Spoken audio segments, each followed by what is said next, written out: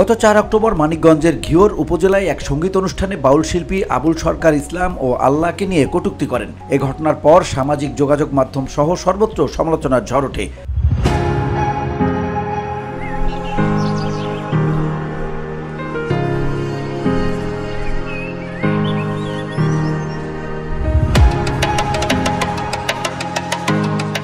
বিভিন্ন মুসল্লি ও ধর্মীয় সংগঠনের পক্ষ থেকে তার দ্রুত গ্রেপ্তার ও শাস্তির দাবি জানানো হয়। বিষয়টি পুলিশের নজরে আসার পর ডিবি পুলিশ বিশেষ অভিযানে গত বৃহস্পতিবার ভোরে মাদারীপুরে তাকে গ্রেপ্তার করে। বর্তমানে তিনি কারাগারে রয়েছেন।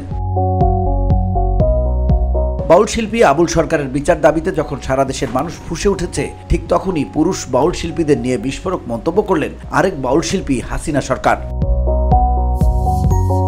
এক ভিডিও বার্তায় শিল্পী বলেছেন, নারী বাউল শিল্পীরা বিছানায় না গেলে তাদের কোনো প্রোগ্রামে ডাকা হয় না। এমনকি তিনি নিজেও এরকম পরিস্থিতির শিকার হয়েছেন বলে জানান। তবে যাদের বিরুদ্ধে তিনি অভিযোগের আঙুল তুলেছেন তাদের নাম উল্লেখ করেননি।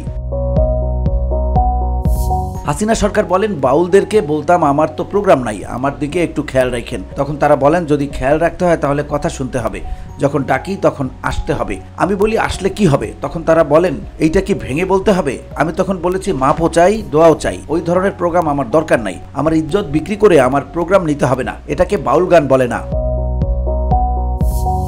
তাকেও পুরুষ বাউল শিল্পীরা কুপ্রস্তাব দিতেন দাবি করে এই নারী বাউল বলেন, তারা বেডে নেয় আর গান গাওয়ার সুযোগ দেয়। আমি বাউল শিল্পী হয়ে বলছি, এখন বাউল জগতের এরকম পরিস্থিতি হয়ে গেছে। আমাকে যদি কেউ না ডাকে, বায়না না দেয়, আমার কেউ খোঁজ খবর না নেয়, তাও আমার কিছু যায় আসে না। VOD Bangla news desk.